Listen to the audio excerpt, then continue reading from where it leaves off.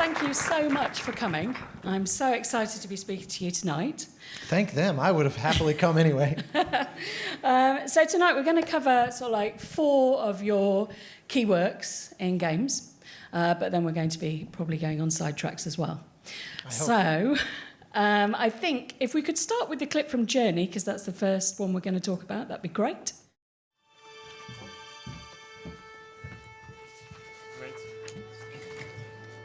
Okay. Boban, we are connected? Yes. Okay, we are connected, we can go.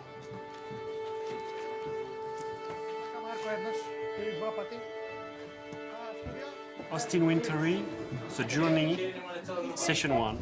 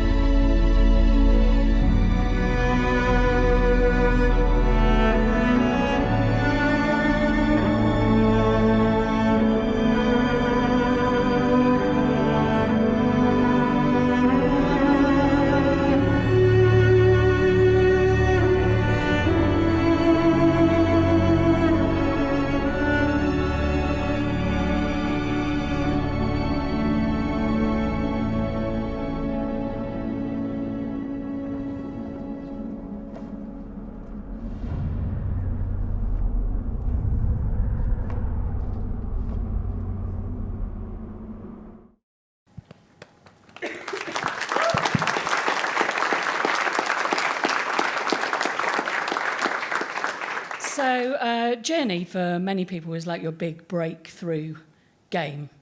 Actually, in fact, just to jump right on that, I'm pretty sure that most people in the world thought I was a kind of mid-40s bald guy, which in that case is the delightful conductor Oleg Kontradenko in Macedonia. But because that video went out and it says music by Austin Wintory and there's all these conducting credits and things, and then this comes out, I started getting a lot of messages from people like, oh, I saw you in this Journey video and it's so exciting. And I was like, we didn't calculate in advance the identity theft of a video like this. So it's always funny when I look at that, I have that random flashback. But yes, this for sure changed everything. And because you'd already worked with that game company before, you'd already created the music for Flow. So this was the second time you'd worked with them, and obviously this was much bigger. So how did that change? Did that change the working relationship with them? How did you work with the team? I mean, they're unique because they're like this enclave of artists. And so even though the scope of Journey was substantially beyond Flow, it's still a very kind of artist commune style working environment. And there's a lot of lateral kind of crosstalk. So for example, for me, the biggest inspiration on the project was Matt Nava, the art director, who also had art directed Flower and then started his own studio after Journey called Giant Squid, and we did Abzu together. Yeah. And so after Journey came out, Matt and I were kind of running around in the press where people would say, what was your biggest inspiration for the music? And I would say, oh, Matt's art. But then I'd read an interview with him where they'd say, what's the biggest inspiration for the art? And he'd say, oh, Austin's music. Because we were sharing a lot of works in progress with each other, where it just kind of organically it seemed to help. Did you spend a lot of time actually in the studio? Huge amount. I mean, almost, a lot of the people I work with are not in Los Angeles, but by good luck, TGC is. So it was 3 years on the game, and basically weekly stand-up meetings. I would drive down and just sometimes absorb what was going on. I had absolutely nothing new to contribute, I had no impending deadlines of my own milestones, but I just wanted to kind of take in the vibe, and the environment, and they're very artsy, as you might expect. So they would do, a team lunch where someone would just come with the slides of like their trip they had just taken and show the rest of the team, or someone would come with a book of poetry and read. But the idea was, I want to share with all the rest of you things that kind of inform who I am, and next week it'll be that person and that person, that kind of thing. And so, did you do one? I don't think so. Now that you ask, yes, I think actually they hate me now that you're making me. I was never quite welcome. They kept changing the locks, and I got around it. No, it was mainly just about absorbing. It was one of those. I was the only member of the team, really, other than the Sony crew who were helping us, of course, like our sound designer Steve Johnson, our music production team, that kind of thing, and the producers. But I was the only kind of core developer team member that was not a staff, that game company person. I was kind of the token freelancer.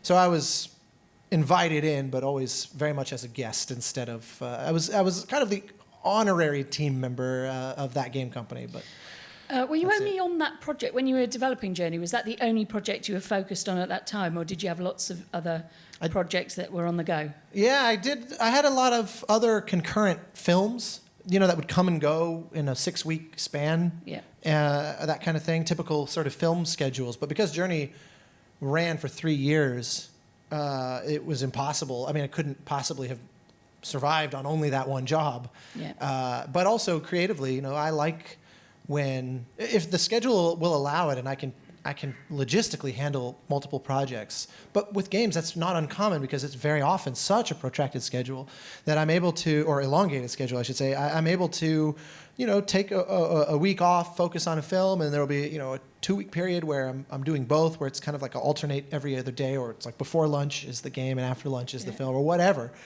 And I find that invigorating creatively because it lets me kind of refresh my perspective by shifting gears into something wildly different. And actually, I worked on another game called Monaco, which is a wonderful kind of small indie game that I got hired for before Journey shipped. And so there was a period of time where I was working on both of those, and that couldn't have been more opposite of each other. Monaco's all crazy vaudeville solo piano, and Journey's obviously that. About 10,000 degrees removed from that aesthetic, I hope.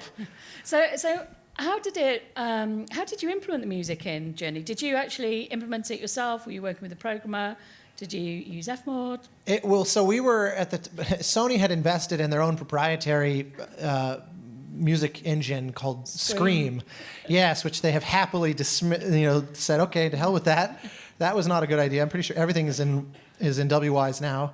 Over there. So everything I've done, certainly with them since then, has been. But at the time we were using Scream, so we were completely reliant on their in-house kind of audio guru, the audio everything guy, Monty Mudd. Unbelievable asset to Journey. That guy, he was, very musical, very understanding, but also very deep in the scripting. And he and I would sit for hours and hours and hours together. And I was hooked up onto their nightly build playtest server. So every morning I would make my cup of coffee, not unlike this one, and play that night's build, which would usually have yesterday's mock-ups baked in. I would send the mock-ups, and I had a giant Excel document of my instructions on how every single cue should be implemented and all the different triggers and layers and stems and all that kind of thing. Monty would put it in there as a mock-up, and I would be able the next morning to sip my coffee and play the game, which was awesome. And by the time the game shipped, I realized I've played Journey more than anyone alive, and I think for years and years that record surely had to be true because I must have logged 10,000 hours in the game. I played it every day for 3 years, and just making sure every single cue was just right. I have to say I think that probably does show, actually, because although it's a great soundtrack that you can actually just listen to, as you would any CD soundtrack, but I really think... CD soundtrack. Heard of those. Old school. But I do think when you actually play the game, it elevates the music. It's like all the different, the art, the gameplay, everything's working together. So it lifts the music and it lifts the art. I was really lucky. There's so many moments in the game where they would say, they would have a very skeletal kind of pencil sketch of the design, but it didn't exist even as a prototype yet.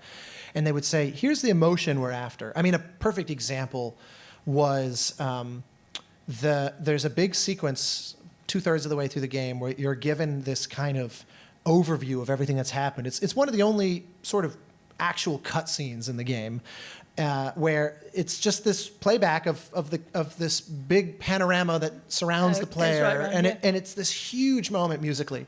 But it was one of those where they just said, we want kind of a big emotional thing. We don't really know what it is. So I wrote this piece. On the album, we call it the Final Confluence. At the time, it was called like 6M5-347 version 2 or whatever, but very sentimental title like that. And they heard it before there was any prototype of the scene or anything like that, and they all kind of stopped and went, well, goddamn, this is so much more emotional than we were planning. And I thought, sure, the next sentence would be, so can you reel it back in? Yeah, but yeah. Genova said, no, we need to make the scene match this. This actually gives us a target. Before, we were aiming way lower than. I mean, he said it in a very flattering way. He said something like, we need to design this scene to do justice to this music, or something, which was really, still to this day, those kinds of comments are pretty surreal to me. But there's a lot of moments like that where I would do something with the score, and they would hear it and say, ooh, this gives us a new idea on how to design this. And so they would start changing the design, but then I'd play that prototype and I'd say, oh, you know, that initial piece of music I don't think reflects where you've gone in the build. Let me give you another pass. So I would go write a whole new cue or a next version or something, and they'd hear that and say, you know, this is actually quite interesting. This gives us a new idea of something we can do with this, and then I'd play it and say, oh, you know, I think that music is shit now compared to what you've got here. I really should catch up to what. And so we were kind of doing this leapfrogging until Sony intervened as the adults in the room and said, this game has to come out eventually. And so they took it away from us. Otherwise, I'm pretty sure we'd still be iterating on it right now. So how many iterations did you do on a queue, average, would you say? It ranges wildly from like that sequence I was talking about where the camera's going around in a circle. That was essentially version 1. I did a tweak later to adjust for a timing change that they made. And then there's other cues that I wrote probably north of 20 versions, but most of which were self-directed, most of which was me saying, it's just not right, it's just not right. And then the whole finale, I can segue us if you like. The finale of the game, which is what you're primarily hearing in that video, went through a lot of iterations because, including on the gameplay side, we almost cut the whole thing. I mean, spoiler, you've had 6 years. The game, the character kind of dies on the slopes of this snowy mountain. And everything was feeling really good about the game and really locking into place up until that moment. And then what happened after was just a total train wreck, and it was awful. And we couldn't figure out what was wrong with it. And we didn't really know that that was the point where things were going wrong. It's like we would talk to a playtester when they finished the whole game, and they'd be like, yeah, it was okay. But then we were like, but we know there's more here than just that, but we're losing them at some point. So we're kind of building this momentum, and then it falls apart. And then the funniest thing happened. My old college roommate was visiting LA, and he said, what are you up to? And I said, tell you what, I got a meeting. Why don't you come with me, and I can show you. And so TGC had a little room where they said, you want to play test the game and just give us your thoughts. So this wasn't one of our official play tests where Sony has like scorecards and it's official, and they have the cameras watching the player and you're staring at their face and it's awkward and wonderful. And this was just a guy in a room, and he gets to the mountain, and player collapses and it flashes to white, and then the build crashes, and it just hung on this all white screen. And he sat there and he sat there and he sat there, and then he comes out of the room and he has this look on his face, and he's like, that was the most transcendent thing I've ever experienced in my life. And we were like, well, fuck. We said, you know, the game crashed. That's not how it's supposed to end. And he was like, oh, it should. And there was this moment where everyone realized, maybe he's right. And then, but suddenly, we rebooted the build. He played the ending. He was like, oh, that's crap. Just stop the way it should. You got divine intervention on my play test, and don't ignore it. And it made us realize the end is super flawed and completely back to the drawing board. And same thing with the music. I had tried a variety of approaches, and none of them were quite working. And we were really running out of time at that point. And with something like 3 weeks left before we were locking everything down, I just came in on some Sunday and just kind of wrote a thing spontaneously. And that is essentially what's there. But it lived on the backs of a lot of dead, burned, crap versions. Do you ever get writer's block? And how do you deal with that? Honestly, no. I don't really ever get writer's block, but I hate most of what I write. So I feel like that's the trade-off. In fact, I always say to folks, I tell people I don't actually consider myself to be a great composer because I know that 99% of what I write is garbage. But what I think I'm reasonably good at is curating the crap out and knowing like, okay, this huge pile can just shove off. And this one thing somehow by some miracle is okay. And so I think my ability to kind of see the difference is the only thing I can lay claim to positively, I think, because writing music is never a problem. It's the right music that's the challenge, the correct notes, you know, the rhythms and harmonies and all those things that are really damn elusive. So yeah, writer's block though has never been, vomiting up music is not difficult. I'm going to move on to our second project now, which happens to be one of my favourites, and it's Assassin's Creed Syndicate. And I wondered if you could talk about that. Because obviously, a game like Journey, I don't know exactly what the average play length is. Is it 2 to 3 hours? About 90 minutes to 2 hours or so. Yeah. It's basically meant to be like a film. The aspiration with Journey was that it would feel more like a poem, whereas most games you could think of more like a novel. Yeah. You pick them up, you come back to them, it takes you a week or a month or however long. Journey is, if you split Journey up, you're kind of like reading, if you read the first 7 lines of a sonnet, you've kind of blown it. Yeah. And so, the very concise play time. So you go from that, and then all of a sudden you're on Assassins, which is hours. I mean, it's like 9-10 hours, and then there's all the DLC, and it's this huge. Yeah, I would think 30-40 hours when all's said and done. I would imagine it could be long. It depends on how completionist you are. You know, I have to resist those games like a junkie because I'm the guy that like I remember when AC3 came out and they have these damn feathers up in the trees, and I'm like, I hate that. That's okay, I'll get it. Yeah. And so 40 hours later, I'm only in the second mission of the game or whatever because I'm like, but you've got all the collectibles. I can't resist that crap. So yes, wildly different beast. Wildly different. I was going to ask about how did you get involved in that project? Was there a pitching process? Yeah, that was one of those where I didn't know anyone involved in advance. Our mutual friend Lydia, the audio director, called my agent and said, we are looking for a composer for a new title. Of course, it's all shrouded in secrecy still at that time and didn't even say what franchise or anything. But they said, Austin has a bit of a reputation for, coming at things from a slightly weird angle. And we want something very different for this game. And then subsequently, she and I had a really long phone call where they revealed this is the next Assassin's Creed, and they said, we're really proud at Ubisoft of this franchise, but we think it's kind of showing its age a little bit. It's been 10 years, and we want to invigorate it somehow, and we think music and audio can be one of the ways that we try to inject something new. So they said, would you mind putting together kind of a demo, a brief or a pitch of some sort? And Were you given, did they say it has to be X, Y, and Z? Did they give you any notes? Very basic guidelines. Yeah. They said, we'd love to hear.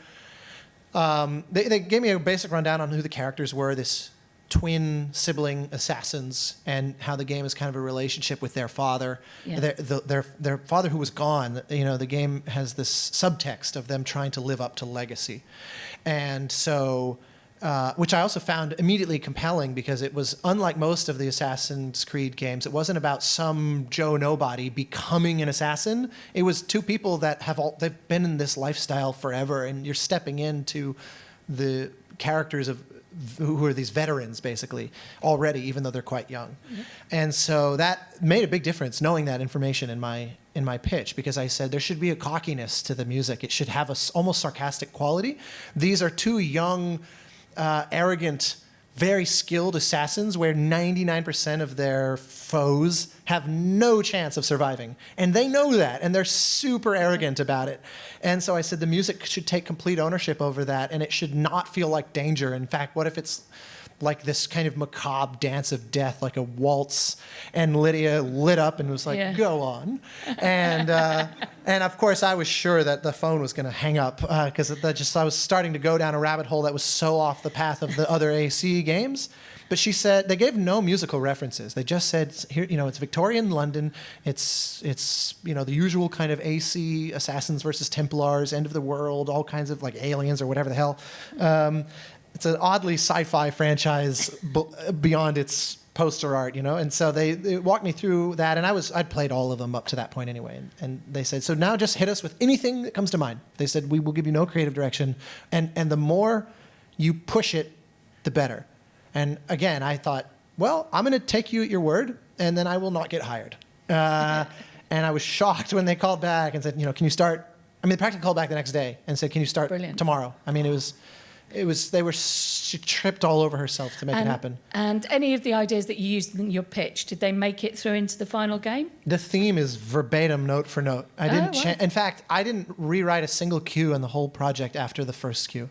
It was insane. I don't know how that happens. It's so That's amazing. It's really rare. But Lydia and I just got into this synchronicity, and the music supervisor is this amazing French-Canadian musician and programmer named Christian. He was incredibly brilliant, and he and I worked together on the Wise implementation very, very closely.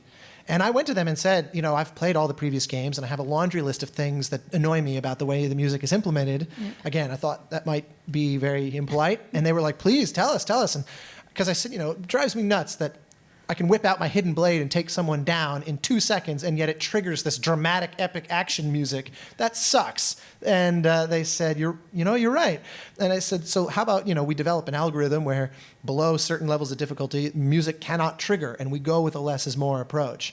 And they loved that, so we worked really closely to constantly play test the game to see, is the music responding too quickly? And because then it has to stop on a dime a lot of the times, and that kind of thing. And so yeah, it was really, really easy, surprisingly, even though it was gut-wrenching, and I also went through a lot of hell personally in my life during that project.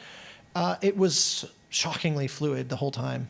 Because on a game like Journey, obviously you can play it enough times that you know exactly when things are going and you can really fine-tune it. But on a game like Assassins, it's so big. What did you have a huge delivery list of lots of different things, or did you take more of this is a suite? I've done it both ways. I am more of a fan, instead of relying on music editorial process, I really like cues to be designed for exactly what they're written for. And if we need more, we need more. And so when all was said and done, I wrote about 3.5 hours worth on Syndicate, and which was pretty on par with what we targeted. We had originally aimed for about 3 hours, and so only went over a little bit. I think it works pretty well. Of course, a game like that there's always more you can add. I mean, there's a few cues that play enough times that I'm like, I hate it so much. And, I'd rather just mute it at this point. Like that one cue, I'm always like emailing them. I don't suppose, in the next update we can, and they're like, leave us alone. The game is done. It's like Origins just came out and I'm sitting here going like, I have more notes on Syndicate. But yeah, no, it was a huge list of, combat music, mission-specific music, and then catch-all. There's a lot of not DLCs, but side mission content that has its own music, and then others with that group where there's not specific music for this kind of mission, but there's sort of a group of missions that fit under a certain umbrella, and we score them collectively and that kind of thing. And on the actual soundtrack album, there are a group of tracks that are probably my favourite on the album, that are actually used as diegetic music in the game, and it's the murder ballad. Yeah, that's a Lydia thing again. I love them, and me and the kids sing them in the car. Oh my God, your poor children. Give me the cure. Oh, they're indoctrinated now. Oh, that's great. Yeah. I love that. So tell us a bit about the murder For ballads. reference, and for you're not familiar, I love your children singing "Give Me the Cure," a song about someone begging for death because of poison from a mental asylum. They've just got happy faces. Give me the cure. Yes. Throw them into the Thames so their nightmares end. Those are some of the lyrics of that one. That's great. Well, I like your family more and more. So the story with that was, this was one of those things that was partially reactionary. The sea shanties in Black Flag had proven to be an unexpectedly popular element of the game, finding them and triggering them when you're out on your ship. And they had put a lot of energy into recording all like this Canadian college glee club singing drunken pirate-like. And like all Assassin's Creed games, there was going to be a huge amount of source music anyway. And Lydia said, being from London, or at least from, I'm pretty sure from London, particularly, not just England, but from the area. I mean, she said, you know, there's certain folk traditions and things that have been going for hundreds of years, and there's certain kinds of pubs where you hear certain kinds of songs. And she was really hell-bent on bringing authenticity to that, where 1860s London was represented well through its street performers and buskers and that kind of thing. And so they were already investing well over an hour of additional music just into all of that. And she would send me huge lists of their vetted folk songs and say, you know, can we incorporate these into the score? What do you think of this list, that, and the rest? And then about halfway through the project, she said, I have a challenge for you. She said, how are you as a songwriter? I was like, well, I've done it a few times, and what do you got? You know, what do you got cooking? And she said, well, there's this genre called the murder ballad. It's a real genre of this kind of macabre, it's like the Brothers Grimm genre of songs. And the idea is, what if there's original songs in the game, but they're masquerading as period source songs, where some anonymous composer living in Victorian London is kind of keeps noticing these figures running along the roof, gradually changing the political power of London through these targeted assassinations, where she said, what if there's songs that are about what you're doing, but from this vantage point of not really knowing much about it, where there's an ignorance to like who you are, why you're doing what you're doing, but just someone who's noteworthily awful has just died. Like in the case of Give Me the Cure, you know, the doctor running this hospital that's actually experimenting on its patients, you know, therefore you have to target as one of your missions.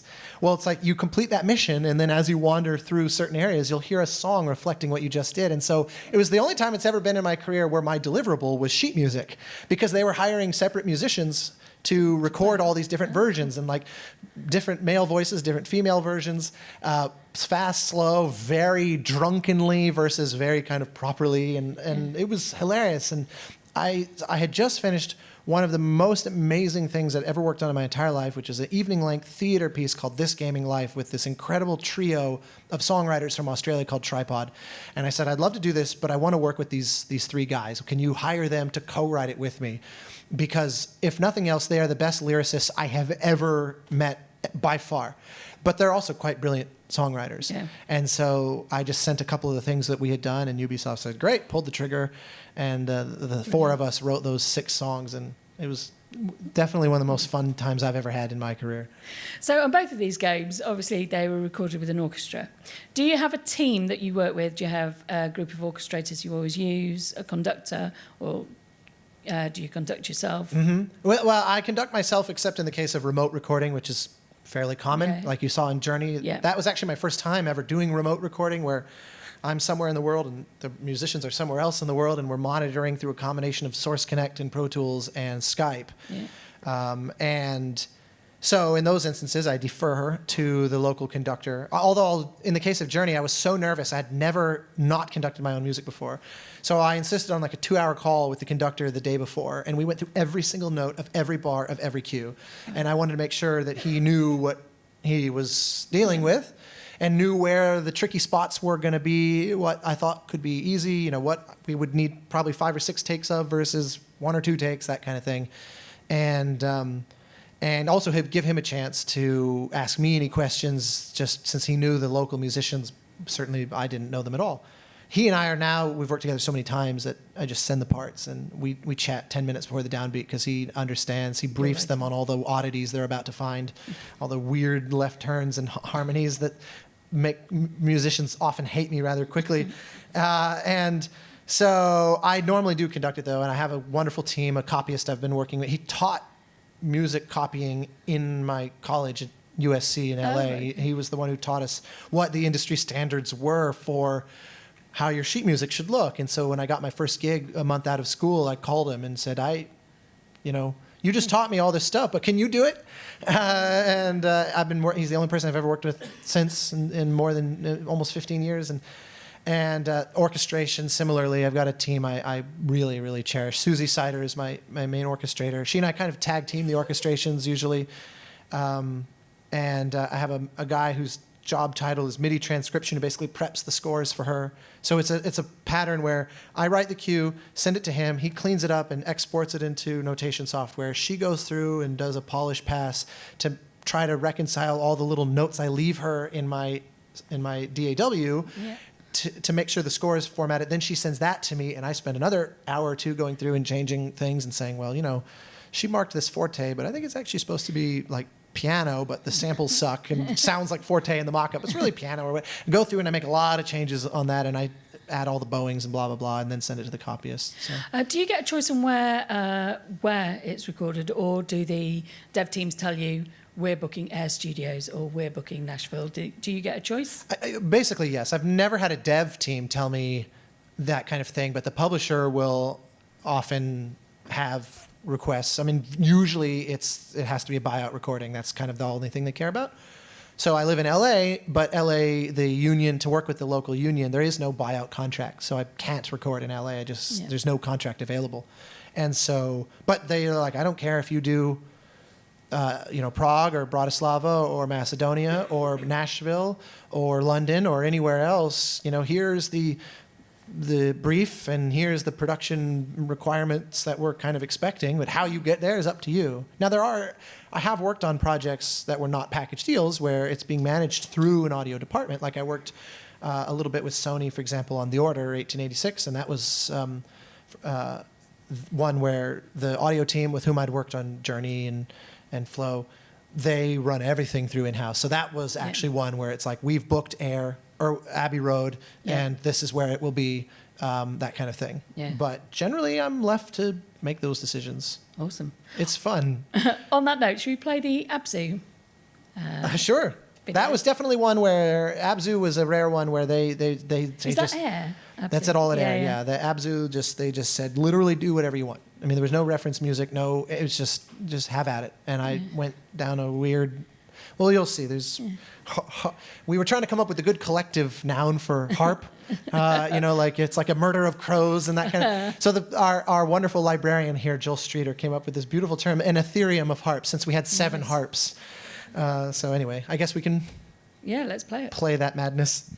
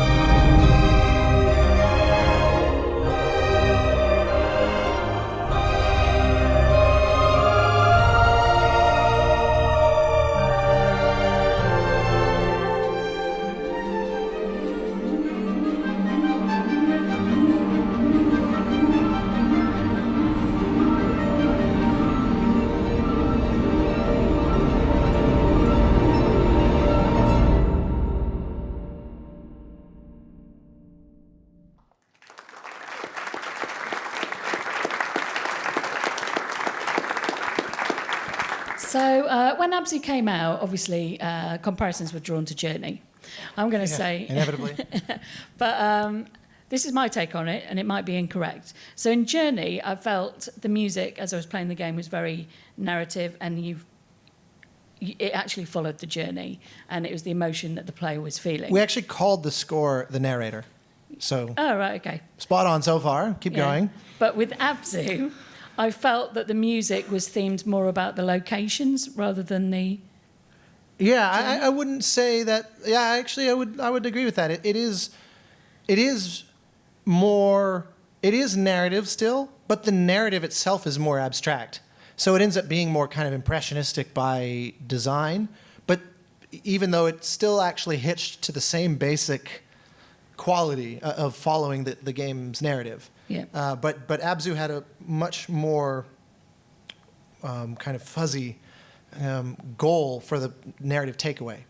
You know, Journey had a very plotted Joseph Campbell archetypes kind of structure, and Abzu was going for something much more kind of ethereal, I think. And so it is very locational as a result, but it's kind of an accident almost, if that makes really any like that, sense though. at all. I love that when you sort of like went into a new environment and the music completely changed. Well, and I really enjoyed it. the funny thing, Journey actually does that too. It's just usually the environment is so connected to the narrative that you perceive it as a narrative shift because the environment is the narrative. Yeah. And that is actually sort of true in Abzu as well. It's just such a different beast that I think you perceive it as being wildly different. But it's all, I mean, in a way I'm learning about Abzu through your questions. And I have no idea what I'm talking about. I don't even know where I am right now. Great vodka in this coffee, though. But no, for real, it was such a different process to unpack, and a totally different team, of course, other than Matt Nava, the art director from Journey, now in the creative director position. And so it was one of those that as we were going through, I thought, oh, I bet there are going to be kind of natural comparisons to Journey, but we never really referenced Journey while working on it. And when we did, it was usually like, oh, okay, here's a moment. How can we make sure it's not Journey-like, Journey-esque? So we saw the Ethereum of harps. That's now a thing. Yeah. Quote, full credit to Jill for that. That was one of the most fun times in the studio. And it was great because these harpists had never done a gig together, I think, quite like that, or very rarely at least, where it's like, because usually there's one of them, right? Or maybe two if it's a grand Mahler kind of thing. But usually, they're the one, and they get to kind of own that. Yeah. So I thought there'd be this territorial, like, I'm the harpist, who the hell are these other people? Well, there were screens between them. Well, it's true, yes. That had nothing to do with sound. It was purely for the politics. And no, it was great fun, and they seemed to really enjoy. It was like a class reunion, oh my God, it's been 10 years. And it was great. It was awesome. And it was really fun also because it wasn't written like a harp part 7 times like a violin section. It was a harp ensemble.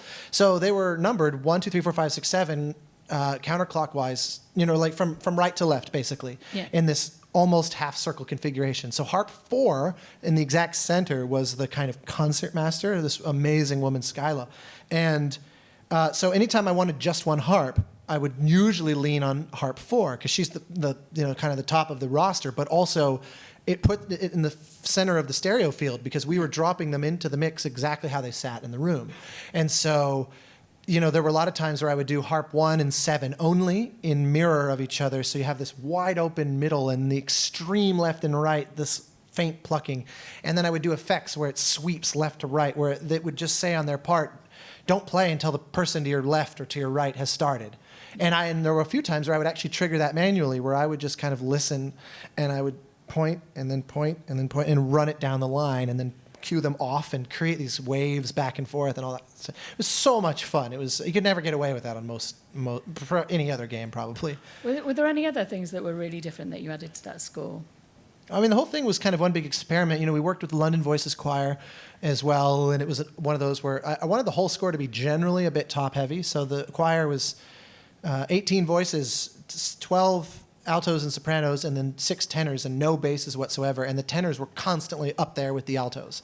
And so when we were contracting the choir, I told Ben Perry and Terry, the two that run the group, make sure that your tenors, these are proper first tenors that can sing comfortably way up high. But make sure there's some good ringers in there too, because every now and again I go as low as I can comfortably take a tenor. And they did amazing. I mean, they did the entire score in 6 hours. And we blasted through there was 40 minutes of choral music or something like that. And we did it in 6 hours. I mean, it was unbelievable reading on these music, including there's a pretty tricky a cappella choral work that's sort of the end credits of the game. And it's like a concert piece. And I mean, they just did it. They just sang it. It's astonishing to me, even as a musician, that people just sit there and they read the notes and then just it comes out, especially because there's a lot of 9-part harmony where it's you and the person next to you on that note and that's it. Yeah. So you have to have a bunch of confident singers who can sing out and they don't kind of lose themselves in the section the way lesser singers might.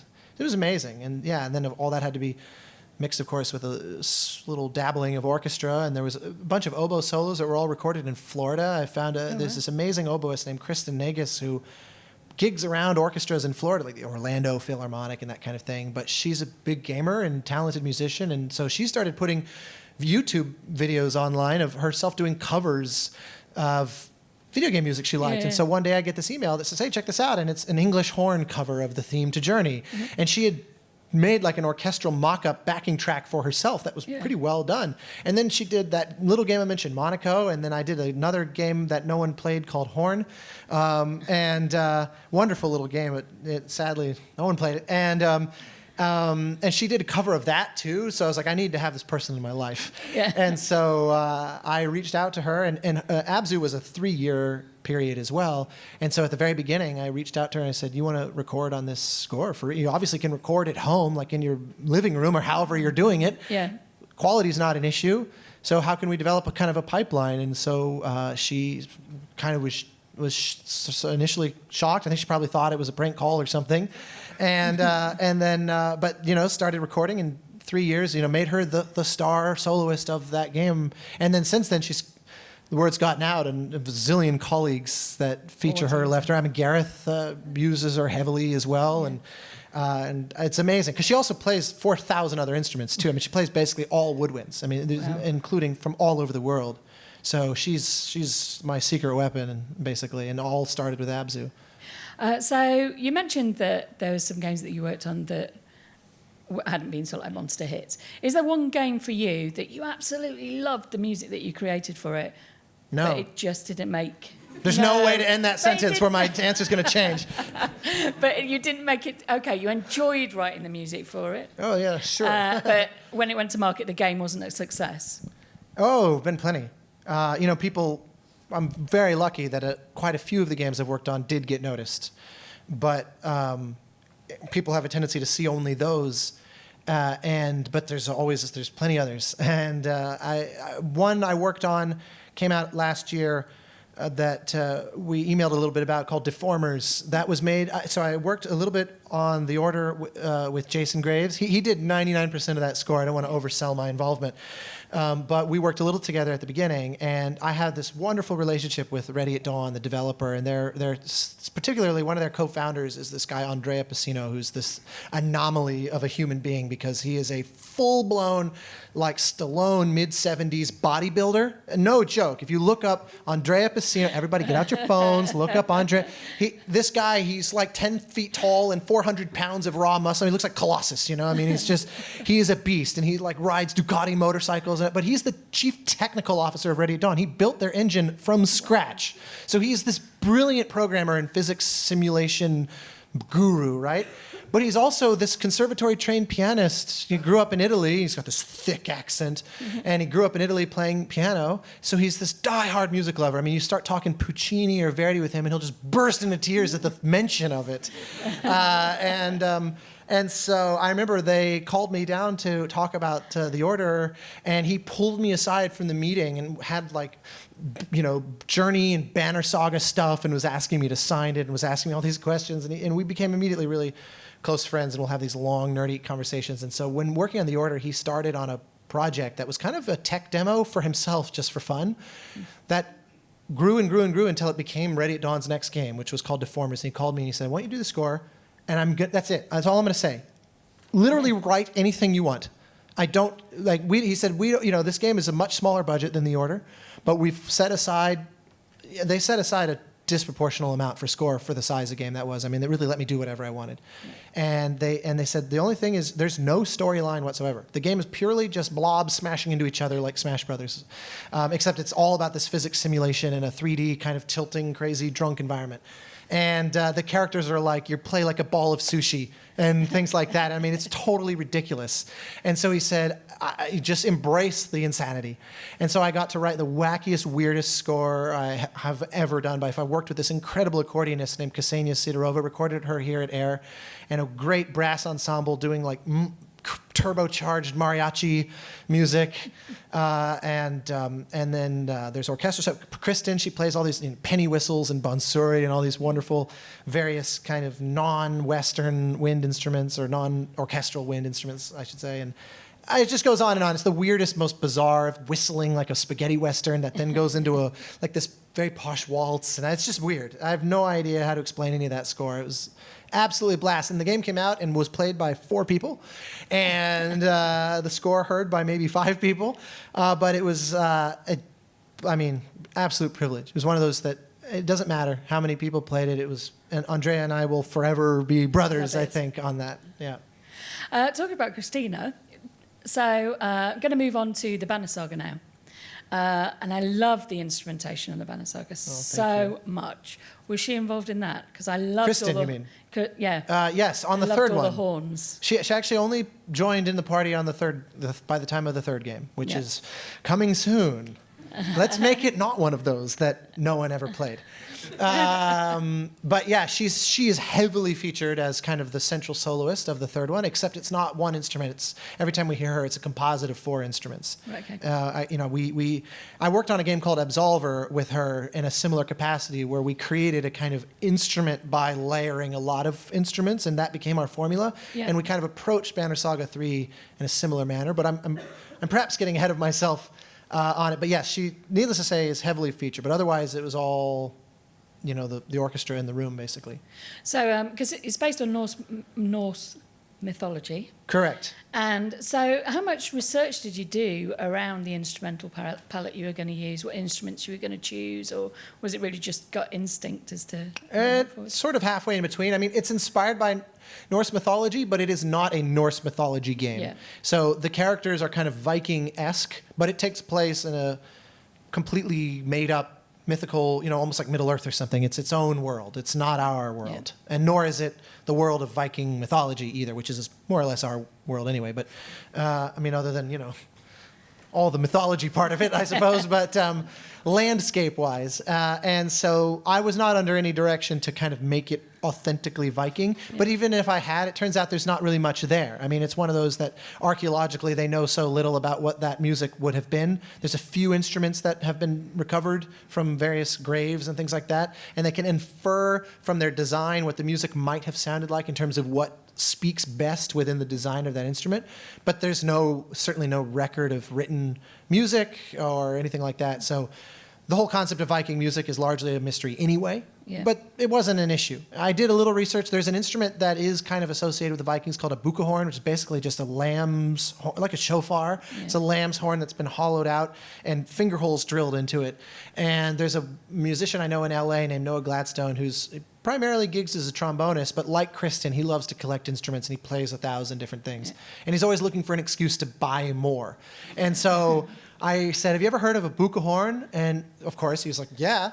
And he says, there's one guy on the planet that makes good ones. And you have to order it 6 months in advance because he raises a lamb and harvests the horn. It's the craziest thing. And so I had 2 years on the Banner Saga, so I said, well, let's put in an order. And he literally has a custom Banner Saga buka horn. We used it in all 3 games. Oh, wow. And it's so cool. It can literally only play 6 notes. So I was locked into F sharp minor or anything compatible with that. But I use it extensively in the score, especially because there's a folk song. The score is almost 2 different productions. There's the orchestral score, but then kind of like the murder ballads concept in AC, there's songs that are, even though the game doesn't ever really there's no vocal lip syncing or anything like that. It's like this animated kind of tapestry. there's this implication that the characters themselves are singing. And it was a pitch I made to the writers early on, where there's these big gravestones you walk past that they call the godstones that honor the kind of lost gods. And I said, what if there's text in Icelandic about these gods? And it was one of those, the game had launched initially as a Kickstarter. So we actually, one of the expensive items was to write the lore for these characters, and they'll draw the god based on you. And so all these big bearded Viking-looking guys came out of the woodwork, all of whom had $1,000. And so they all these godstones are based on these real, very brutish-looking guys. And they would develop the mythology themselves as part of the kind of community building of the game. And so then I would write lyrics and have them translated into Icelandic, and we recorded various singers, and I also begrudgingly made a lot of my American singers have to learn how to phonetically pronounce Icelandic, which turns out is wildly difficult. And singing, it's creating the implication that it's the characters singing. And it's almost a whole separate thread, but that's where you really hear the bucahorn, because it feels like such a folk instrument that it made sense that it would be almost like there's an actual bucahornist in the characters of the game somewhere, that kind of thing. Did you know when you started on one that there was going to be 3? Yeah, they pitched it as a trilogy. In fact, and this can segue into playing these excerpts if you like, because not only did I know that, but they walked me through the storyline of all 3 games in our first meeting. And so I was able to know where certain themes needed to end, not just at the end of the first game, but by the end of the entire trilogy, which was so nice, because if I hadn't known that, I wouldn't have been able to kind of puppeteer what I really wanted to, because, the story is... a slight spoiler, forgive me. It's kind of a love story when all is said and done. But there are themes that I introduced very much outside of the context of what you would think of as a love theme that then pay off in the third game that way. So it was essential to the process. So we're going to get a sneak peek now of Banner Saga 3 music. I would like that very much. It would be a lot of fun. So which do you want to go with? Because we have our two I don't know, because options. I said Heroes, but you said Juno, so it's your show. You go for it. All right, somebody say a number 1 or 2. 2. Okay, 2. So we'll go with Juno. So you lose. That's okay. This was Anhila's vote. So all right. So that is it's a theme that you hear in all 3 games, but you hear it very minimally in the first 2 games, and then it becomes essentially the main theme. And actually, good call, whoever anonymous helper who yelled 2 first. That is also what Kristen's main featured role is. So we actually get to hear the thing we were talking about, and we don't get to do the talking about music is like dancing about architecture thing. So that's good. So actually, I'll play. It's very simple. It's an offshoot of the main theme. This is Sir Elton John's piano, for fuck's sake, so please have some mercy. This is not intimidating. So the main theme of the game is very simple.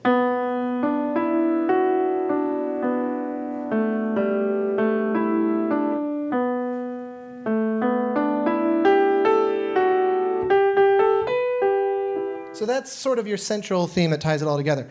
So as an offshoot of that is this theme for these 2 characters that are named Juno and Ivan, who you meet partway through the first game.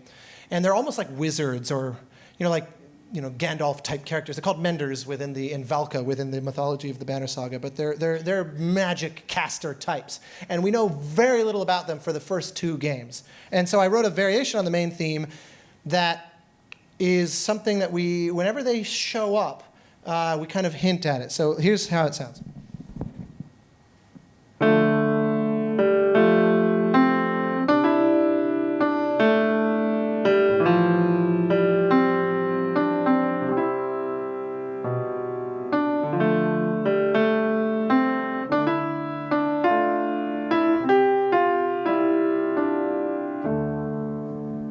Very simple. I mean, and usually you just hear.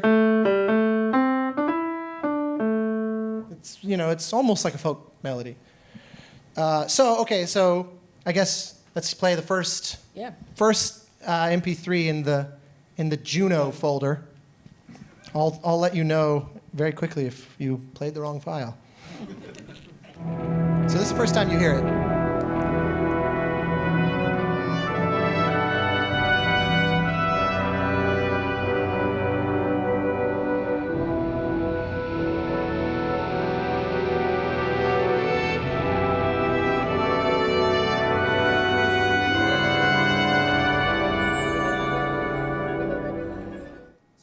That's when you're approaching this tower, and that's where you're about to meet them. So I'm able to play it before we even really know who it's for. So then if you go to the next one, this is the end credits featuring this amazing singer from Mexico, Maluka, which was another one of these I just found on YouTube, basically. And she's unbelievable. And so I wrote, again, it's one of those, like, the players, they don't know what they don't know, and this melody is all about what's to come, but I'm using it just as like an end credit song. So if you play, actually skip 2 and play the one that's labeled 2.5, if you would. So we're in Banner Saga 2. We're in Banner Saga 1's end credits. I just chose 2 different excerpts so I could decide right now. So here's that same melody, but as a vocal piece.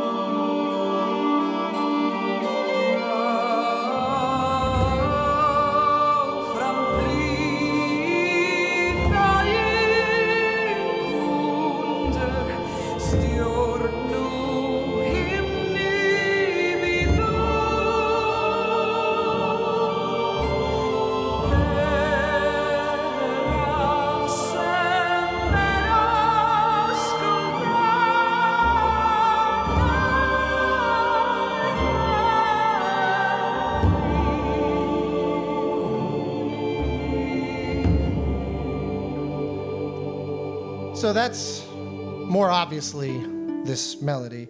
So if you play the next one then, this is from a scene in the very beginning of Banner Saga 2, which opens, it's kind of like Empire Strikes Back, where your giant climax is actually the opening. And much like the Battle of Hoth is the big be-all, end-all of Empire Strikes Back, similarly, there's a huge set piece at the very opening of Banner Saga 2 where the characters are being chased by this impossibly large army, and there's a canyon they have to cross. And that's the first time we see the power of these characters, of Juno and Eyvind, where he uses magic to like float rocks up and create a kind of temporary bridge, and you have to survive over the course of crossing this huge canyon. So I wrote this just way over the top cue that wheels out this theme in a appropriately absurd way. So yeah, so the next one, please. Number 3.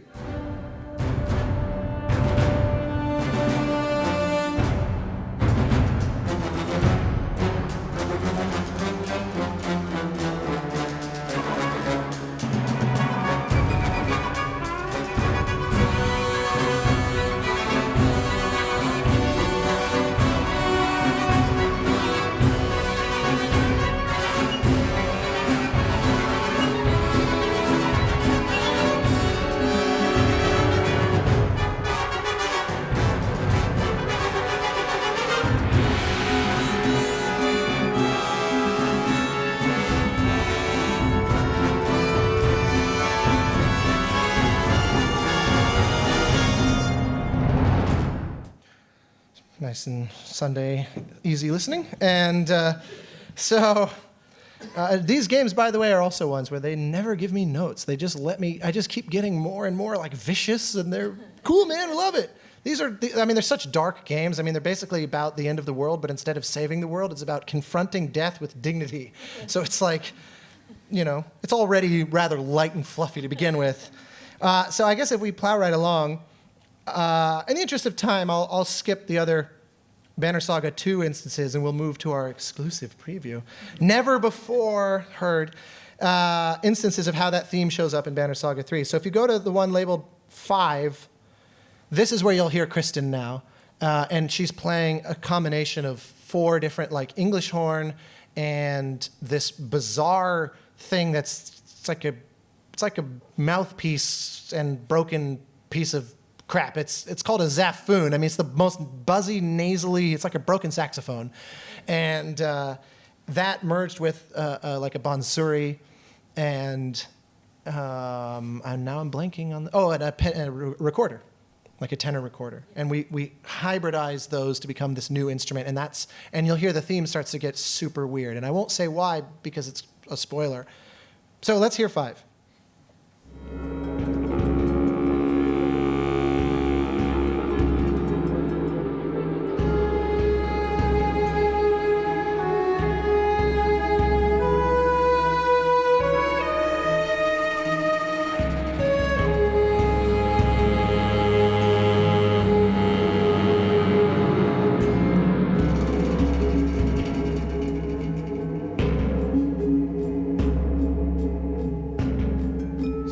Going into all kinds of weird territory on this game. It's really different from the first two. And let's just do, why don't you just do 6, 7, 8 in succession, and we'll just finish it.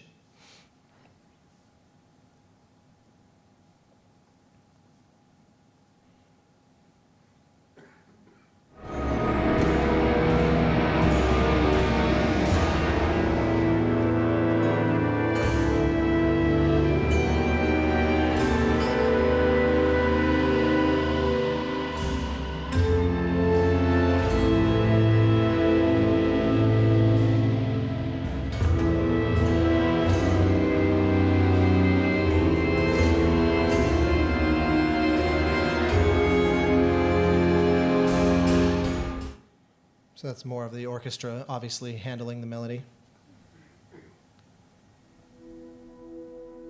And this is one of the big kind of payoff scenes.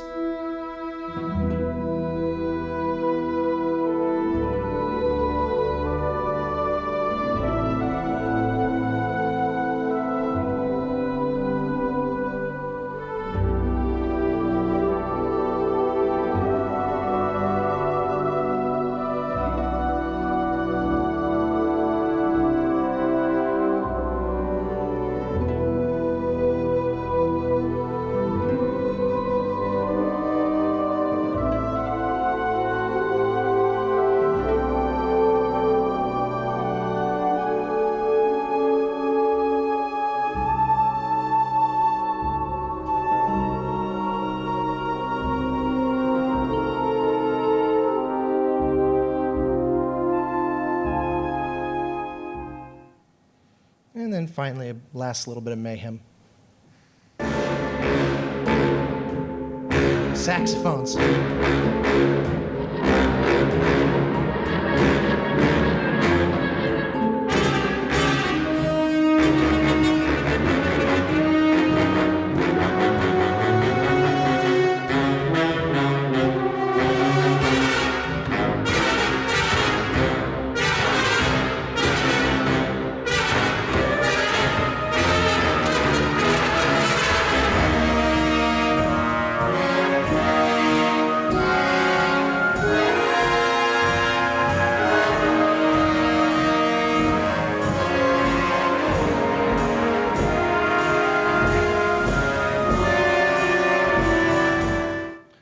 So, it gives you a sense. It's weird stuff. Everybody's thinking what the story could be now. I hope so. Well, you find out in July. It's really, and you mentioned the instrumentation. I mean, it's probably obvious, but this is a big orchestra that has no strings of any kind. There's no, other than occasional violin solo tracked separately. It's all winds, brass, percussion, like a college wind band kind of sound. By design, all 3 games were done that way. It was really, and all 3, the third one had air, but the first 2 were recorded with concert orchestras in their concert halls with mobile recording rigs, which was also wildly unlike anything I'd ever done before. It gives it its unique identity, though, doesn't it? I mean, like, you know if somebody's playing Banner Saga when you hear the music. Do you know what I mean? We certainly hope, but I'll trust you on that. Well, I think so. It's always the hope. One of the other things I really liked about the Banner Saga, because when you play the game, it's very clear. The game's sort of like very much compartmentalized. So you'll get a cutscene, then you'll get the dialogue, then you'll get the turn. Right, sure, yeah. The game modes are very kind of segregated. And it's very similar each time. And it'd be very easy to actually drop into on one of these, we're going to play one of these cues, and then I'll switch at this next section. And when I was playing it, I was trying to be a bit of a geek and work out how things were being implemented. And I was like, as I was writing it down, I'm like, oh no, they've done it differently now. like over some, you'd actually play a continuous cue over all of them. Sometimes you change, sometimes the section would have no music. How did you make all those choices? Because I was like, damn, that was a really good idea. Thank you. I'm thrilled that that's apparent. I mean, for me, it's always about story. It's always about the characters, sort of psychoanalyzing the characters and what's their experience like. And so if your characters are in a specific kind of moment, but that moment happens to stretch across a bit of travel into some combat, then the music should do so accordingly. But if the start of a battle means a huge shift, like if we were in the middle of a romantic scene and a battle interrupts that, well, likewise, the music should reflect that, et cetera, et cetera, et cetera. To me, music is entirely about informing the subtext, and the subtext is being driven by what's actually happening. So to me, mechanics, or by extension, location, that sort of thing. And I mean location in the very literal sense. Like, the classic would be, a Zelda game or any other kind of RPG where you have, your merchant or your town that you go back to. And it's one of my biggest pet peeves ever when you keep going back to a location. It's just the same cue over and over and over and over again. As much as some of those cues, like you think of Gerudo Valley from Ocarina of Time or whatever, some of those little islands of music have become quite beloved. I think they're bad storytelling, because if I go to Gerudo Valley as Link at the beginning of the game and then I come back 20 hours later as like Link who's seen shit, man, Gerudo Valley shouldn't feel the same. It's a different thing now, and so to me that storytelling should be at the forefront of every decision you make. And so often I'm saying,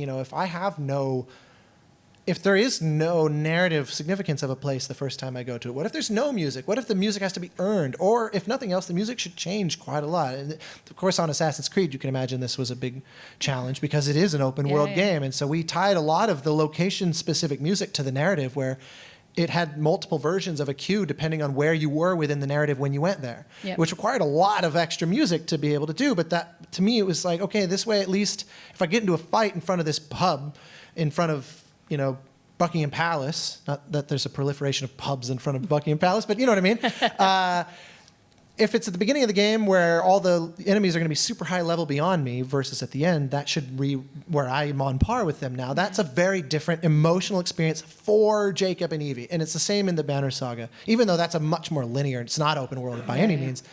Still, that's the modus operandi for me on all projects, film, game, whatever. It's how am I joining with these storytellers to help their storytelling, and make the music very dogmatically about that. When it comes to except Deformers has no story. when it comes to film versus game, obviously games are interactive.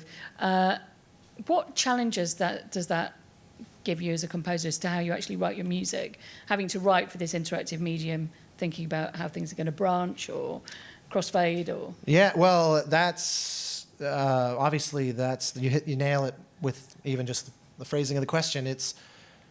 They are, on the one hand, because they're both very much about characters and story, or at minimum kind of an experiential sort of atmospheric quality. If we're talking about the most sort of art house non-narrative film, for example, or game, at very minimum, it's still about a kind of implied narrative, through to very, very specific plotted characters and all that kind of thing. Storytelling is at the forefront of the decisions you're making in both media. So in that sense, they're very similar.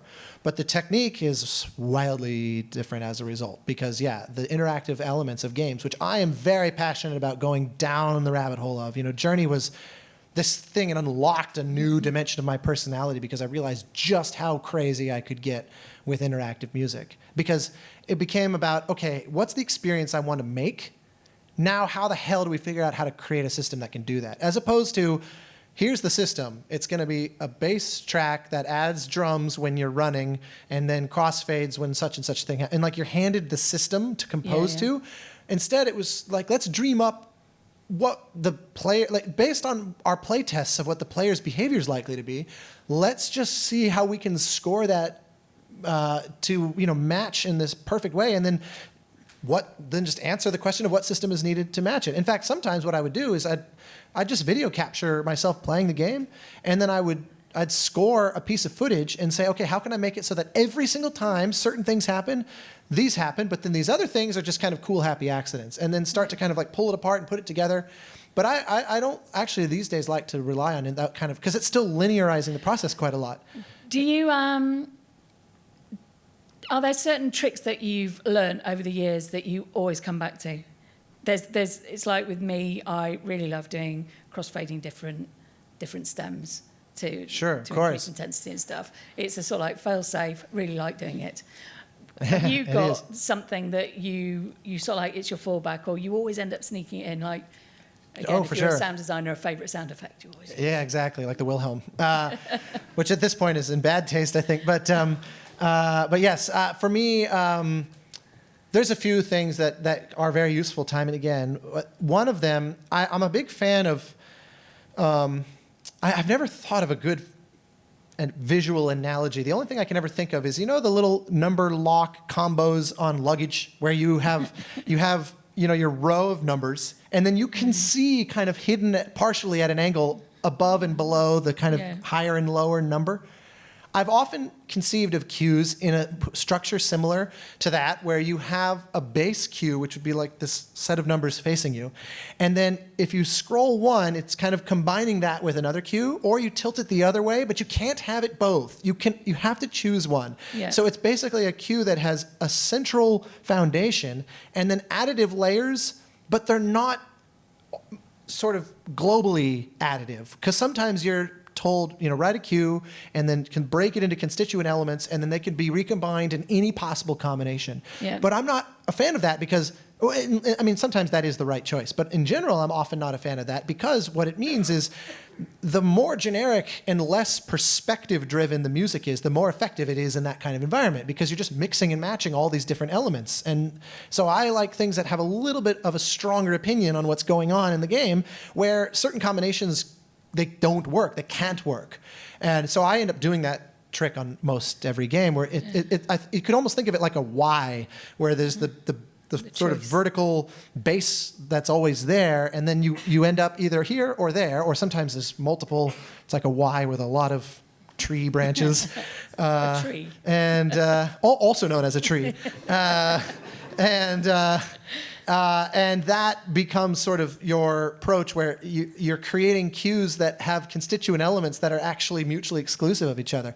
And the other thing that's funny is that sometimes less interactivity actually is more, because if a scene is compelling and the music is kind of telling a parallel narrative, and sometimes you'll drop like a 2-minute loop with no stems, no layers, no anything. Sometimes not even a loop, just it plays, and then it's done. And the player will have all these individual proprietary moments. Like the moment I put my foot down, the French horns came in. Well, that was completely by chance, but they're convinced that was by design, and they love it. But then somebody else was jumping off the stage when the French horns came in, and that was for them how that moment was supposed to be. And the funny thing is, that's how quite a few games were in a prior era, where the technology, like you think of a lot of the Final Fantasy games, for example, where so many of the cues are just like 4, 5, 6-minute loops that just do nothing but sit there and play. Yeah. And then people have these extremely emotionally kind of intense associations with them, with their specific playthrough, not realizing that it's wildly different than other people's playthroughs, which is the opposite of Journey. Journey is trying to be like this wizard looking over your shoulder, making you have a very kind of designed experience. Yeah. And that can be quite fun too. And we leaned a lot on Assassin's Creed, in Assassin's Creed Syndicate, of realizing that if we invest in the integrity of the music, and we don't mind it trailing by a second or two out of sync with the player, like we are less ultra tight down to the nanosecond of our interactivity, that they may actually walk away with the same impression. So for me, it's like one of the interactive elements we play with is the degree of interactivity itself, which is, kind of a brain twister. But the other thing it's worth mentioning is that we don't know what the hell we're doing as an industry. And that's exciting. We're still in such infancy of this art form. To me, I always liken it to movies in the 30s and 40s. Of course, a few real genuine classics had been made. You had your Wizard of Oz, you had your Citizen Kane and Casablanca. But there were some major milestones still ahead. There was no Hitchcock, there was no Spielberg, et cetera, et cetera. So, anyone who would regard the high point of cinema as in the 1930s or 40s is just being curmudgeonly at this point. Likewise, I think that all of the best of games lies ahead. There's probably a few that will endure over time as early kind of important games, but I think that it's still so young, and that's exciting. So all these techniques we're talking about could easily be out of date, especially as we start getting into something really excites me is the frontier of blending procedural music with AI. And the idea of being able to, where the composer becomes more like an author of algorithms more than what you would traditionally define as a composer, or at least combining those, because there you get into a whole new range of possibilities, and it's really exciting to me. Yeah. Can I just quickly get a time check? I think it's midnight. We've locked the doors, FYI, so you're all staying. So I just want to talk about one thing briefly before you go on and do your performance, which is about the performance. How did you two... Incredibly apropos. Yeah, how did you two start working together? So the half of you two is Angela Bermudez, who's sitting up here and will join us in a moment. So we first met she lives in Costa Rica. I live in Los Angeles. And about 2 years ago, Sony Santa Monica retweeted this unbelievably amazing photo of someone cosplaying as the Journey character in sand dunes in Egypt. That was like, it looked better than the game. I mean, it was... I've seen it. It's unbelievable. It's yeah. And, like every time something like that would crop up, a great cover, like I mentioned, Kristen, who did this cover, and I reached out. I'm like, I want to know you. And there have been a couple people who made fan art, like beautiful paintings or whatnot, where I reached out and it's like, I just want to know, someone's really creative and they've taken the time to make this sort of homage to something I was a part of. And it's really meaningful to me. I want to know more about that person. What drove them to do that? And so I was blown away and I started messaging. And I remember I sent a message that said, I'd love to mail you an album or something just to show I don't know if that even means anything to you, but it's like this is so amazing. This is such beautiful work. And then I found out she had made this outfit like in 10 minutes before the flight, practically. I mean, it was a last second thing done before flying to Egypt to do like a Comic-Con type convention. And she had been doing a lot of cosplay and very well known, especially throughout Central and South America. And so then one day, we became friends. We just would message every now and again, and hey, how's it going? What's going on with you? And sharing just stuff that's going on in life. And then sometime a couple months later, I see a video of her in a gallery or a space of some kind, and it's this time lapse of her making this amazing, this perfect combination of beautiful and nerdy portrait of Darth Vader, and it's like a 90-second or something video in a time lapse of about a 30-minute period in front of people. Yep. And I thought, I had spent a lot of time, especially in my early 20s, with a painter who was my cousin, who lived in New York. She's no longer with us, I'm afraid, but incredibly powerfully influential person on my life and my outlook on art. And she was this very spiritual painter, and there was a very emotional sensibility to what she did, and that really informed everything about my music today. I mean, I met her when I was 18. But I always would, and I watched her paint, and it would sometimes take weeks to create a single work on a canvas of this size, shrouded in darkness. Spoiler about what's about to happen. And so I saw this time lapse, and it completely blew my mind because I thought paintings take weeks. I've seen that. How on earth is this possible in a 30-minute period? And she said, well, it's speed painting. It is what it is. And I thought, well, there's probably a show in this. And I was also just eager for any excuse to meet in person because she was such an inspiring artist. And I was going through all kinds of hell in my personal life, and she became this anchor for me as well, and kind of, in not trivial terms, sort of saved my life. And so this event rolled around called the Music and Games Festival about a year and a half ago.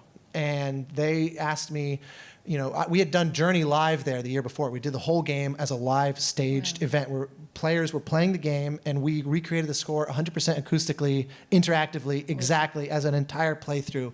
And we've been touring that all over. And so this festival said, we'd love to have you back. What do you want to do? And I pitched them this idea where I said, what if I play music and we get some other players and we speed paint in front of the audience. And I said, what if it's also entirely improvised, where we have no idea what's going to happen, both painting and music of any kind.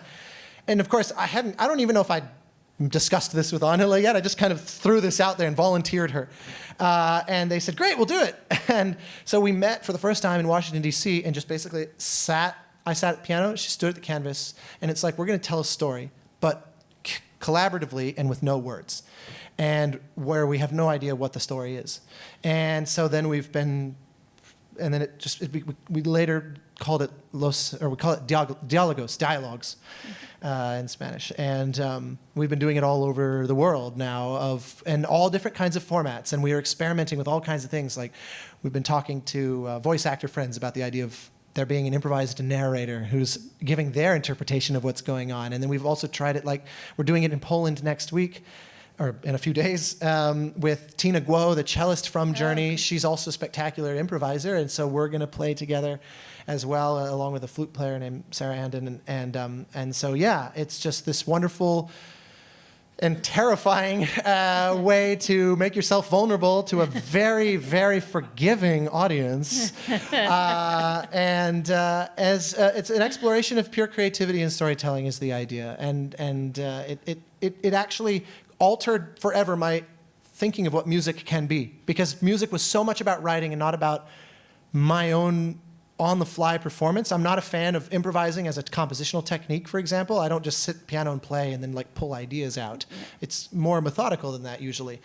And so this kind of just loosened me up and made me realize music can be experiential, but what if also painting is experiential? We're all used to going to art galleries or museums or looking online at portfolios or whatever, and you see a painting as a finished piece, but it's like, well, what if the painting is not about the finished piece? It's about what you go through to get there. It's a completely new way to look at painting also. So, when I suggested that we try that here, to my shock, they said yes. So is that of interest to you fine folks here? Are you interested in seeing us vulnerably put ourselves at your feet and create on the fly?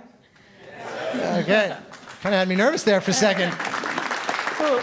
So before that, are we going to audience questions first? I hope so. Do we need to use a mic or yes, we have a mic coming to the front. So yeah, we'll start right here, I guess. Hi. Hi. You don't need me to say that you've done an incredible amount of work, and what we had here has been something spectacular. Being that diverse and you've worked in such kind of different jobs, is there something that you currently wake up and you think, shit, I would like to do something like this? Yes, definitely. So a month ago, I did a Kickstarter for a project called A Light in the Void, which is basically a evening-length theatrical symphony orchestra concert that's about colliding science education and a science appreciation with music. And that was one of those things where science is my biggest love outside of music. And I said, I want to do a show that no one's ever going to really hire me to do, but I want to basically talk about science through music with real scientists, not science teachers or science educator like Bill Nye type people. I want the people who are actually making these breakthroughs to come join me on stage. So I pitched this gargantuanly, stupidly huge idea, and the Colorado Symphony in the US said, we'll do it. And then I managed to convince a couple thousand people or 1,500 people or something to give me like $100,000 on Kickstarter to seed this thing. And it's literally like me and Angela is part of this project, and I'm working with a filmmaker to help craft the narrative. And we'll have like the Large Hadron Collider senior experiment designer will be one of our scientists. We have the Cassini probe lead imaging scientist, the probe that just recently dove into Saturn's atmosphere after a 15-year mission heading out there and orbiting. And so this is one of those things that I had a lot of ideas, and there was no job for them. It was its own thing, and had to do it. And thank God we live in an era of the internet and Kickstarter that I actually get to do this. Coming to Twitch October 5th. I'm nothing if not shameless, apparently. So yes, that's one. There's a lot of others. Angela and I have a lot of other kind of pet projects that are entirely non-commercial and that sort of thing. And I also just write concert music sometimes for myself. Thanks. Okay. Any other stragglers? One more, I think. One more. I know, we talked too long. I have this problem often. Thank you very much. I didn't even know there'd be an audience here. I thought we were just chatting. In the Banner Saga, you've obviously got themes for different characters, so Juno and Eyvind. Did you find that you were tying specific instruments to specific moments as well, such as with Eyvind on the tower, the bridge, other moments? You have the electric guitar coming through. Yeah, the weird prepared electric guitar from a guy named Viking Jesus. There's just so many wonderful stories with the Banner Saga. He sawed a guitar in half, and we made an instrument out of that tragic sound. Not really, actually. Funny enough, there are certain instruments I associate with certain characters, but it's mainly all expressed by the time of the third game. Like you just heard, that weird amalgamation of wind instruments that you hear playing the Juno Eyvind theme a number of times. We don't hear that combination playing outside of that, so that's an example. And the prepared electric guitar is something I associate, and didgeridoo is something I associate with the kind of stone metal villain type characters called the Dredge. But otherwise, I paint relatively equally across the board, which is unusual. Usually I like to tie specific instruments to characters very dogmatically. Like in Assassin's Creed, the violin is Jacob Fry, the cello is Evie Fry, always, that kind of thing. Actually, we do have one more question we can. Yes. All right. Who feels the mantle of responsibility? I like how you go, that's conviction. I love it. We also only made it in the first 2 rows. Thanks very much. I was just wondering, have you played anything where you thought, boy, I really wish I'd been a part of that, either from a musical perspective or just from a kind of a technical execution, like how the music followed the gameplay or anything like that? It's funny, I've been asked that question actually quite a few times, and generally speaking, no, because when I really love a game, almost always, part of why I really love it is its score. And the idea of wanting to write my own is, by definition, making it lesser than it is. I mean, my go-to example for that is always BioShock. Gary Scheinman is the composer of that franchise, is a very good friend of mine, and I think he wrote landmark scores for those games. And I adore them. And the idea of saying, boy, I wish I'd done BioShock, is to actually wish BioShock to be less than it is. And I don't want that. My ultimate favorite sort of game score ever is Grim Fandango, and that's the same thing. Like I would actively detract from Grim Fandango if I had written that score. The only thing even remotely close to this that I could offer is that another one of my very all-time favorites is the Mass Effect franchise. And there's a lot of music in those games that I really love, but it was kind of a technical mess. And they would be the first to say, I mean, that was a really challenging game. It's a huge scope relative to its budget, especially the first game. And so they had a kind of unwinnable situation of needing a lot of content but didn't have infinite resources to produce it. I mean, they just didn't. So there are a lot of compromises that really shone to me, that drove me nuts as a player who happens to also kind of understand the audio tech. And I don't really consider it their fault, but it was one of those that did drive me insane while I was playing the game, even though I still resulted in loving it. But the translation of that isn't, therefore I wish I had done it, like I'm some savior that's going to come in and fix their game. They did an amazing job under the circumstances. But there are occasional moments where I'm like, find myself thinking, I wonder how I would have handled that or something. But it's not, it doesn't go so far as wishing I had. To me, the best jobs are the ones that I never saw coming. They have no precedent. They're not me trying to figure out how to step into someone else's shoes or something like that, where I get to play and experiment. And so existing, I mean, obviously Assassin's Creed is an existing franchise. I also did a Leisure Suit Larry game. That's an existing franchise. I just finished a game I can't talk about yet, but that's also from an existing franchise. And I enjoy that a lot. But to me, the blank slates are the real exciting thing. The Journeys, the Abzus, the Banner Sagas. So yeah, I don't really envy.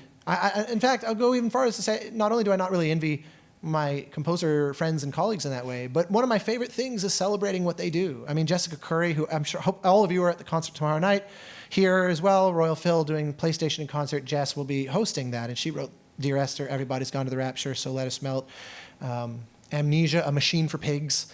All great scores, truly superb. I think she's one of the greatest composers and artists that I know, that I can imagine.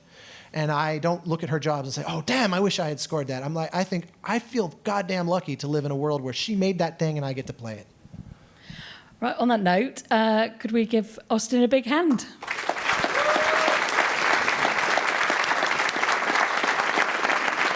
Thank you.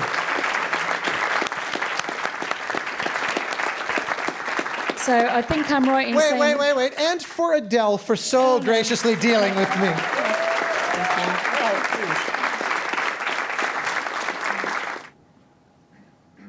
Can we please welcome Untitled Chapter?